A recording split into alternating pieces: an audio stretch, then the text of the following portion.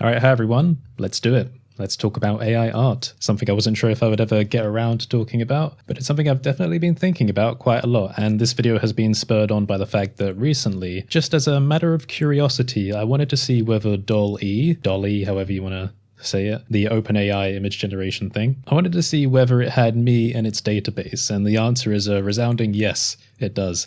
So I played around, generated some things in the style of Curtis Holt, and it got me thinking. I kind of observed how I felt about it while I was playing with it, because it's very weird talking to something about you in the third person and getting it to explain what the Curtis Holt style is, and then asking it to distill what Curtis Holt is into an image. So obviously I'm going to show you what it's come up with, and we're going to talk a bit about how I feel about it and the philosophy behind it, and whether I'm for or against it. But before we get into it, I just want to give you warning that the way we do things on my channel is not always so black and white. We tend to talk a lot about the philosophy behind creation and stuff, so don't expect it's good or it's bad or something like that.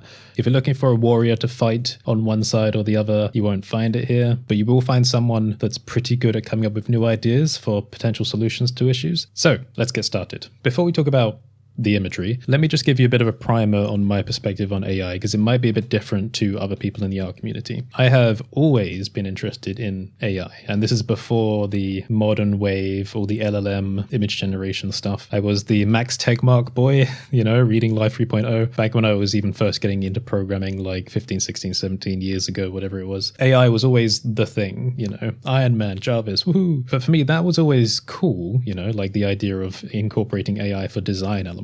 But I think really the big goal was always the body problem. What I mean by that is medical issues, extending the lifespan of humanity. I've never really cared so much about the creative elements of AI, like generating imagery, video, music, etc., because we already had things that could do that, organic intelligence machines, brains, people, but we've always been a bit limited with holding or simulating lots of different complex pieces of information at once, and that's really what medical problems are. It's a really complex system, the body. So that's really where I find AI most interesting. I also developed a bit more of an interest in the programmatical side of it, not again how people usually see it, which is, hey, can you write code for me? For me, I found it more interesting on a philosophical level of, I think under our nose, we just made a massive technological leap that I don't think most people realize yet. Large language models are good for making conversation, but with the system message functionality, which is where you can actually tell the AI how to respond in a conversation, which format to make. You can tell it to respond in just ones or zeros if you like, or yes or no, or in a specific format like a JSON thing. That is unbelievably powerful. If you don't consider the power consumption requirements of LLMs, what you've effectively just made there is something which can replace most algorithms in terms of software design. And not only that, it can incorporate abstractions of algorithms in a way that can never be done before. So to give you an explanation, because I know this all sounds very up in the air, imagine someone says something to you, right? Like, I'm not sure how I feel today. I'm not sure how I feel today. Do you interpret that as a positive or a negative thing? I'm not sure how I feel today. It depends on the context, right? It could be unsure. It could be a negative thing. If you wanted to write an algorithm that interprets whether that's a positive or a negative sentence, you could never really do that. Connotation is an abstraction. It's like a social construct. It's not mathematical. You could never write an algorithm to say whether something was positive or negative, at least not easily, without making assumptions. Things like LLMs, if you incorporate them in a programmatical space, you can now write abstraction algorithms based on interpretations, social constructs, etc. You can condense it down into a function that says intention, and it will return like, yes, this is a positive, no, this is a negative, or I'm unsure what the intention is here. Basically, it's a whole new level of algorithmic design that was never allowed before. But it's not just that, it's also good for pattern recognition, because I've also done experiments where, going back to the medical symptom analysis, if you give it a sequence of letters and numbers representing how medical symptoms are changing throughout a day, and then give it that for several days, it can identify patterns in the data set that might not be obvious to someone just reading it, or even to algorithms that we designed for it. Now, the obvious first consideration with that is accuracy. Maybe it will interpret false patterns, but I don't actually think that's a problem, because if we just go into using AIs, already already with the mindset of we're not going to take it literally, we're just going to use it as inspiration, then it will be an extraordinarily helpful tool in possibly identifying patterns that we couldn't see. And then if you extrapolate that into other fields like, well, simulations, protein folding, trying to find drug applications for other medical issues, then it's going to be absolutely incredible for inspiring the direction of research. But with specific regard to the replacement of pre-existing algorithms and the allowance of new types of abstractions in code logic, I've kind of started calling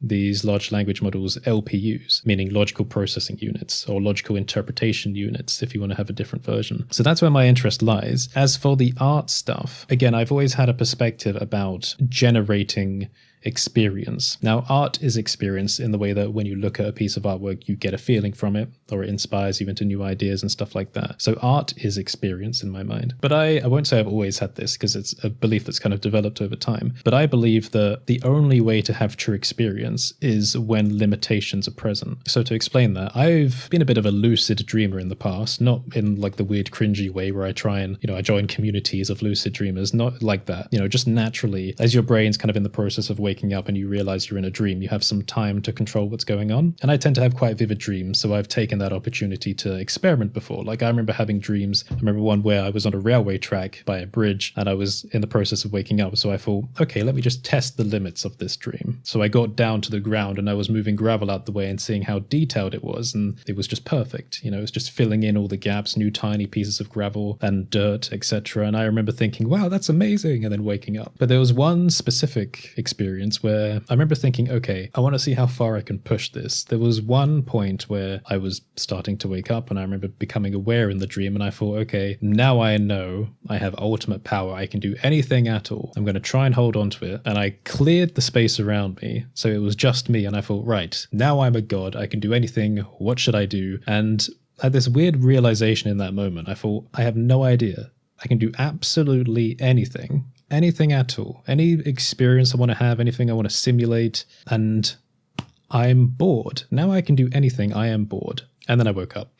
So that little moment was an interesting lesson because it kind of taught me that when you're in a challenging situation, like a dream or a nightmare, you're always striving to gain control of it. And the same can be applied to real life. But when you finally gain control, like absolute control, and you look down, you kind of realize that once you're in charge of everything, nothing really seems to feel like it has purpose anymore. As if getting over the limitations was the purpose, the whole time, not actually having control, but overcoming challenges. So when thinking about AI artwork, it reminds me of that realization. I think the application of AI tools in artistic processes could be amazing. And we always come back to the idea of, we all need UV unwrapping tools. We want to automate that process. Unless there's something wrong with you and you enjoy the process.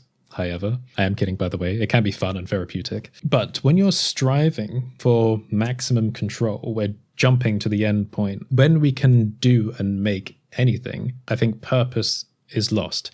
And I have this feeling that I'm starting to see it manifest, right, in different communities, that a lot of us inherently have a desire for authenticity, even if it's just through the mode of novelty. And that's not some kind of weird pipe dream idea. What I mean by authenticity is an authentic process, struggling with challenges along the way to reach an end goal, such as learning difficult 3D, 2D skills, learning how to use software, discovering new techniques with those tools, and then demonstrating them, showing them to people. There's a story behind it, right? And that's something that you can connect with. There is undoubtedly a market for authenticity or nostalgia in this way. And that's not to say that AI generation tools are completely exclusive from this, because maybe one day there'll be something more advanced than this, and then AI tools will become the authentic part of a larger challenging process, like a kind of fractal change, temporal over time. Technology will change, and then whatever tools we had will just stretch out to fill a new challenge. But at this point in time, the challenging stretch of the run is software, artistic skills, making things by hand on the computer. Bit of a dichotomy there. I think it all just comes down to mental effort. I think we have an understanding for how much mental effort was invested in something. Now we can look at other industries and see that this applies. You can buy like a fantastic watch that might last you your whole life for like £5 or £10. Or you can buy another watch that will again probably last you your whole life for about 10, 20, 30,000 pounds. Which of these is better? The answer is neither, because they're both fulfilling a function. They're telling the time. In the same way that a handmade piece of artwork and an AI generated piece of artwork are kind of filling the same function. They're just making something that looks pretty, right? But obviously that's not the whole story, because depending on who you are and what's being made, we place a sense of value in different places, depending on extra factors. For the watch, we know that one of these is made with certain materials and takes a lot longer to make, and there's a very limited number of them being made. So obviously I'm thinking about like Rolexes and stuff like that. There's a wider story behind it that incorporates extra senses of value coming from craftsmanship, from skilled labor, how long it took to extract the resources, how they're manufactured, the patterns that go into them.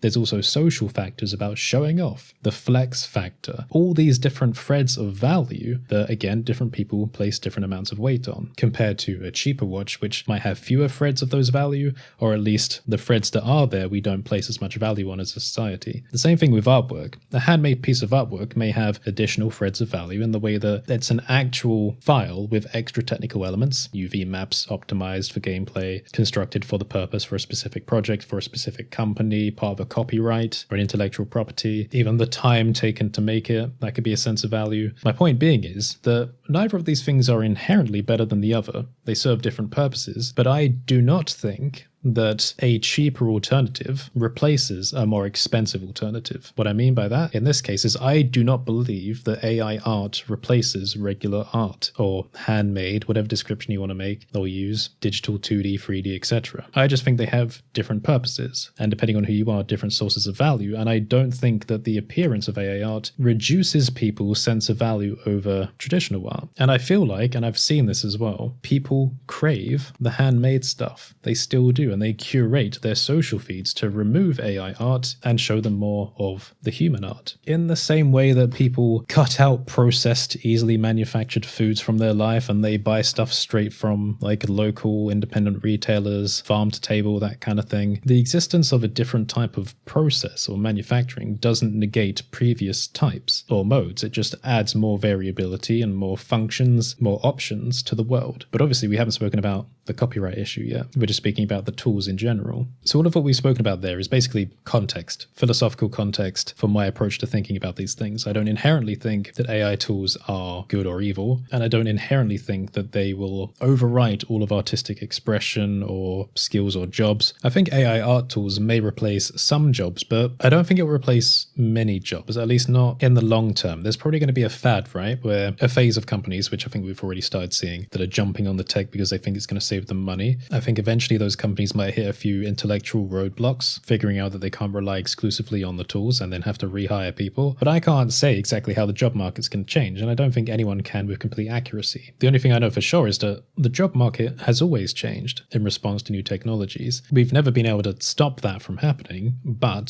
some types of jobs have always persisted throughout, and new jobs have been created, the skill set changes. I think it's easy to feel doom and gloom when looking at the results generated by things, but my feeling is that despite the presence of a scary trend of companies jumping on AI tools, I think eventually there'll be a bit of homogenization. Is that a word? Homogeny? It reminds me a bit about the NFT stuff, and AI stuff is very different from NFT stuff, because NFTs in my mind were always an unnecessary solution to a non-existent problem, and I made that very clear in previous videos. AI is different because AI on a fundamental level is revolutionary and will solve so many problems. Again, all I can think about is the medical field, because I'm so centralized on that with my issues. AI is not an unnecessary solution to a non-existent problem. It's an unbelievable solution to an impossible to visualize number of issues. But people like to jump on fads and jump on trends. In fact, I'll give you a bit of a story. I was on a market research panel, like an expert panel, for a certain clothing/accessory brand, I won't say their name, who was trying to figure out how they could market their content towards gamers and the gamer market. They wanted to learn a bit more about how gamers congregate and socialize. So I was part of an expert panel about that. And during that, kind of expectedly, because it was around that time, they were expressing a lot of interest in NFTs. Now, you may remember, if you're paying attention, there were a fair few number of clothing brands that were trying to make NFTs that got incorporated into video games and game companies, and a lot of game publishers were jumping on it, right? And there was this really weird promise of, oh, you can have a piece of clothing that migrates between different games. And if you know anything about game development, that is just not functionally possible, not without a heck of a lot of standardization between projects and pipelines. But I did express concern to the company, and I'm happy to to say they didn't actually go through with it, as far as I can tell. But even at multiple stages in this expert panel, the question kept coming back, what if we did these as NFTs? We've seen other companies doing them. I was like, I don't think people are going to jive too well with that. It might harm the brand a bit. Even in like the final waves of the research, it kind of became apparent that I think other people on the panel were celebrating the idea of NFTs, and I would always be like this anti-force coming in to add a comment at the end. Like, I actually don't think you should go through with that.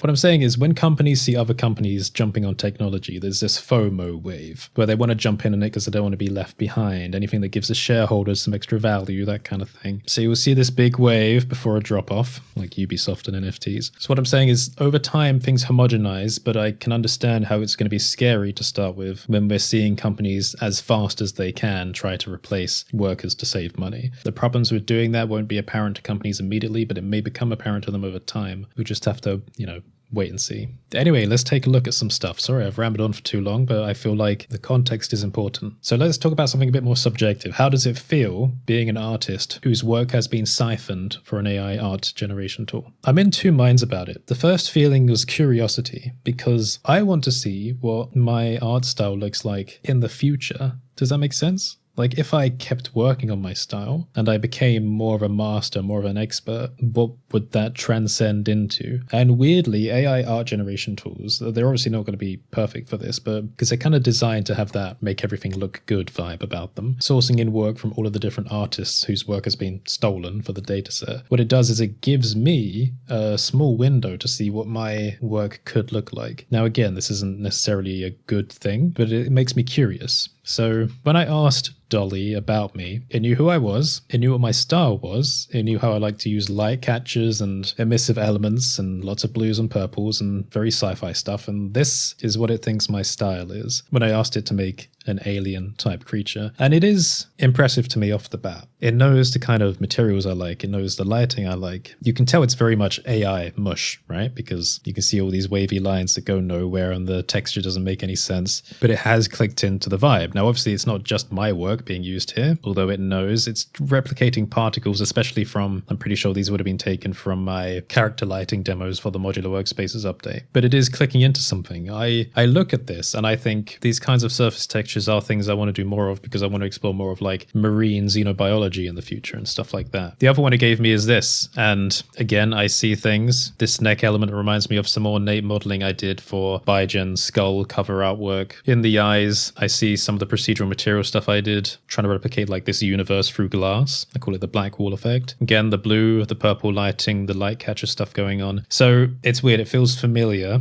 but also not, because I know it's not all of my work. When exploring more, I would bump into things like this and I would go, that doesn't really look like my stuff, this is just AI gunk. Then it clicked. Like, you have this weird moment. It's like when you forget someone's name, but you know who they are, but you're trying to recall the name. I looked at this and I thought, well, hold on, there's something weird about this that feels familiar. And then I remembered it's my Looper artwork. So you start to recognize how it's taking the poses from my work. Now, remembering that every time I generated these images, I asked it to make it in the style of Curtis Holt. So clearly it's taking elements from that. One thing I find interesting is that it's very, very often adding emissive elements, especially blues, like blue eyes tend to appear a lot. And I have done that in my work. Sometimes orange emissive elements as well. Here it's definitely caught onto the fact that I like doing dioramas with light catchers where I just present something in front of a basic catcher. I was very impressed with this result. I think it looks amazing. But again, I know it's not my work. It's only my work in part. It's taking inspiration from the artistic direction of my experiments and then trying to use it in combination with everyone else's work to try and make something cool. So how do I feel about this? I kind of directed it to make this image. If someone else was using my style, saying, hey, can you make something in the style of Curtis Holt? I feel like I have more ownership over this result than that random person, just because it's at least using some of my work in the process. But I know that I don't own all of it. I actually want to know which other artists' work is used in making this result. I'd love to see like a percentage breakdown. I would learn about new artists by seeing this, and that would also be inspiration for me. I'd want to look at their work and see what they do, and then I'd be able to see, hey, actually, yeah, like this guy plus this girl plus me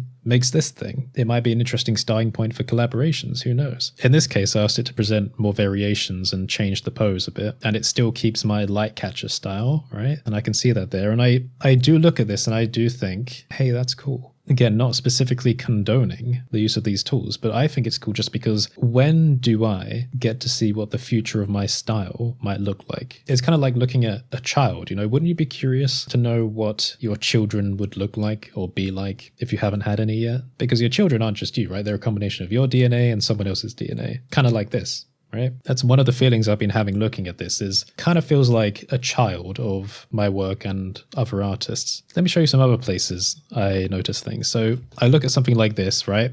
This one's very well made, very good, a white Anubis. And I look at it and I think, I don't really feel like that's my style. I asked it to do it my style and it's given me this. But then I remembered I did a lot of these character lighting templates using this character by Daniel Bystedt, provided for a Blender splash screen file. And there was a time I spent a while doing this black and white imagery. And I feel like it picked up on that. I mean, it even got the particles going around, I spent a lot of time working with particles in these deeply atmospheric renders. And I mean, it looks right. Like when you look through all of these character renders, the positions of the lighting, how it hits the head and the emissive elements, it's picking up on it. And if you're still looking at it thinking, yeah, that's kind of coincidental, because a lot of people do stuff like that, the interesting thing is you can actually speak to the model. So if there was any doubt, let me show you this. Can you explain the style of the Blender artist by the name of Curtis Holt? Curtis Holt is a well-known Blender artist recognized for his unique style that blends science fiction with intricate detail and realism. His work often features futuristic design. Holt's creations typically encompass futuristic concepts, including advanced technology, space scenes, and imaginative structures. His designs often appear sleek and high-tech, incorporating elements like metallic finishes, geometric patterns, and glowing lights. Complex geometry. He frequently uses intricate geometric shapes and patterns in his models. This includes detailed textures, interlocking parts, and sophisticated forms that give his work a sense of depth and complexity. Interlocking parts. It's made an interpretation of this by absorbing my content and analyzing it, I suppose. I've never described my work as having interlocking parts. Holt's attention to detail is evident in the realistic textures and lighting he applies to his models. His renders often look highly polished and lifelike, enhancing the immersion in his sci-fi worlds. So sci-fi worlds, you haven't seen a lot of this recently, but back in 2018 and prior to that, there was a lot of this as part of an alternate reality game. Creative tutorials. Besides creating art, Curtis Holt is known for his educational content, offering tutorials that break down complex processes in Blender, making advanced techniques accessible to a broader audience. There's no doubt that it knows who I am.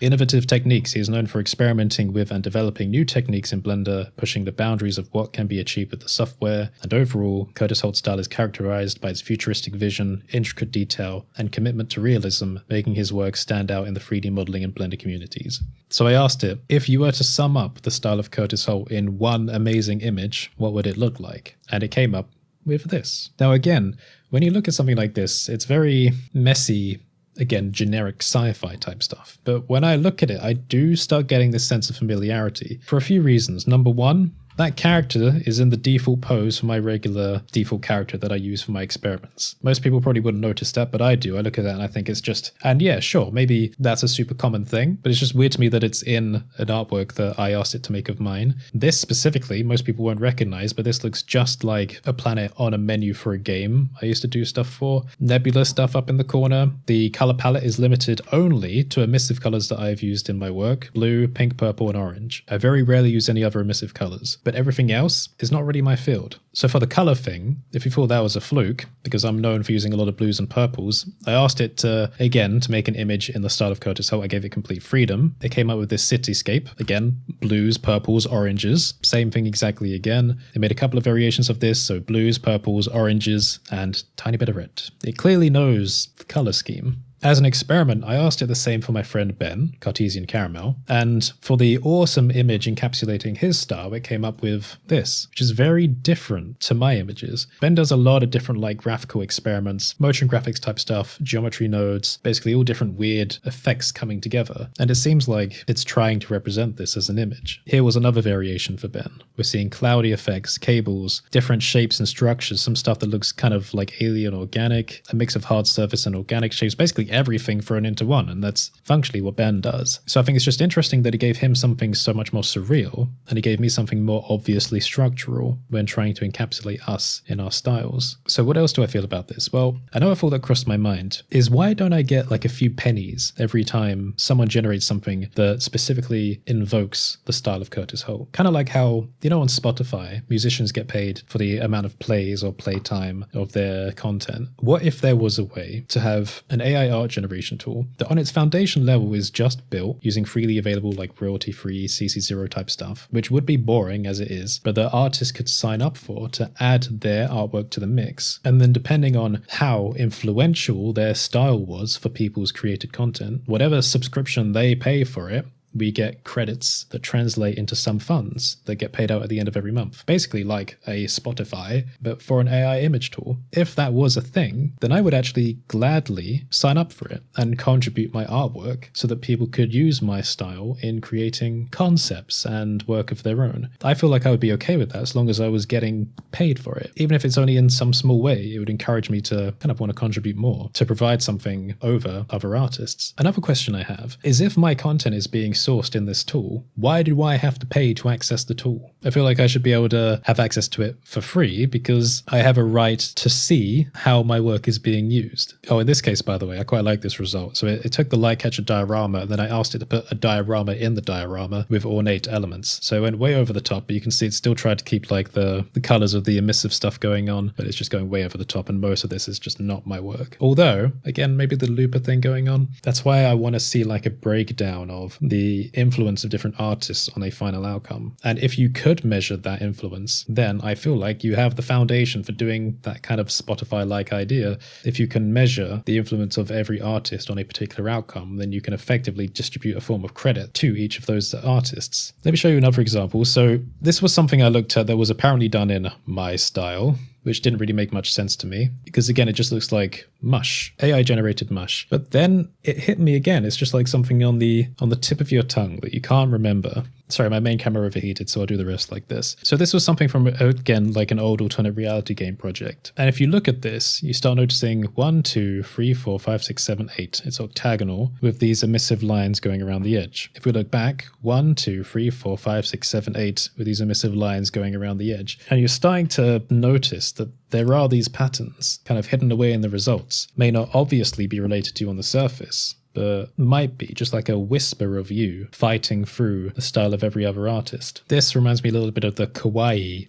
eyes from an earlier piece. So where do we go from here? Like, I'm not inherently against people generating AI artwork. Again, I feel like there's still more value that's found in following a harder method to make something. There's still something impressive about that. Maybe not everyone sees that sense of value there, but I do. So I'm interested in seeing the process that people take to make things online in places like Twitter and Reddit and every other social platform. That Spotify-esque idea is something that I feel like a lot of artists would sign up for, because I feel like there is a desire for artists to make artwork in some way on their money that we're missing in the digital age. And I think a lot of people thought NFTs would be that, but it wasn't really. And that if someone can find a way to bridge the moral/ethical gap between AI art generation and artists making money, then we would actually have something amazing that we would all collectively build together. But this isn't exactly it. Like, again, why do I feel like I'm being kicked out of this tool if I don't pay for it, even though it's using my work? That's a question to OpenAI. Why don't I have access to this without paying? And how are you going to compensate me for the work you're using? Is there someone out there that can build a mutually beneficial system? Because I believe it's possible. Like I said, I wouldn't actually mind being part of a system like this. If I was asked, I would sign up for it, and I would only ever expect a small contribution if it was proven that my work was used in a result. One thing I do also find quite fun is because a lot of us artists, we like generative type stuff. It's quite exciting seeing something being made by using small amounts of input, which is effectively what AI tools do, but we do it more on, again, just shifting the perspective scale over time inside of software like geometry nodes for Blender and stuff like that. The idea of taking a very boring AI art generator, just bland and grayscale, taking it locally or giving this boring version to like 50 artists, and then over time each of us adds stuff to it, almost like a bit of a video game in a way, you know, let's see who can make this the most interesting tool, and then comparing them all at the end, they will all produce very different results. I feel like artists having personal tools like this is something I would also be okay with, because it's something that we each had individual agency over, that we can still be proud of the results because we've all started from the same baseline, the same very boring AI generator starting point, and that we could all be proud of results we made because only we have access to them and we crafted the more interesting variations in some way in collaboration with the AI. So I don't know, I just thought I would share some ideas. To sum up my two main feelings, it's curiosity. I want to see what my children look like, and secondarily it's why aren't I being compensated a little bit. If you're another Blender artist, by the way,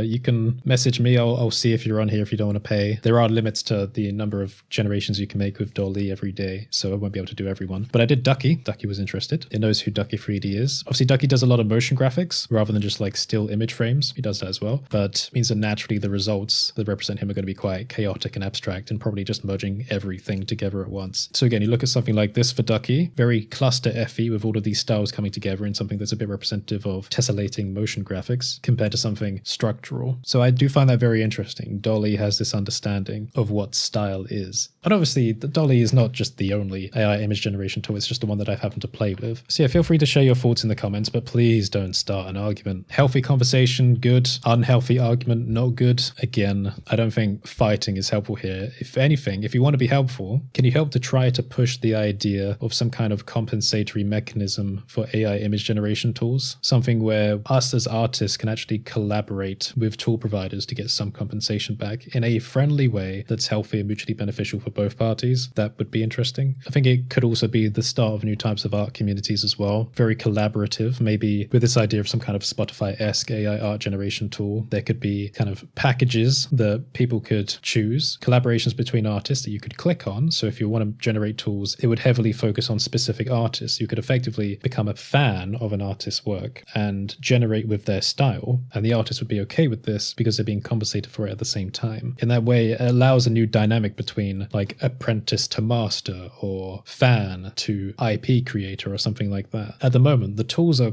surprisingly anti-artist, despite being all about AI art generation. I feel like they could be collaborative, but we're just so caught up in an argument about the ethics of it that we're not necessarily thinking about ways to bridge the needs of all parties. Anyway, I'll leave it at that. If you made it this far through the video, please feel free to put some kind of art-related emoji in the comments. That will show me if you did make it this far, and that always gives me a nice confidence boost when putting videos out. Make sure to like, subscribe, ring the notification bell. You can sign up to the Patreon to get emails when new videos are released, buy my products, donate, and if you do have access to an AI art generation tool that incorporates my work, I will say I don't mind if you ask it to incorporate my style. I would actually be very interested in seeing the results if you do create under the style of Curtis Holt. Show me what it makes. I will say for the legal record, I would like to be compensated, but I'm not going to be mad at you or like disown you if you do it. I'd want to see what my children look like. So have a great day, everyone. Stay safe, and I will see you next time.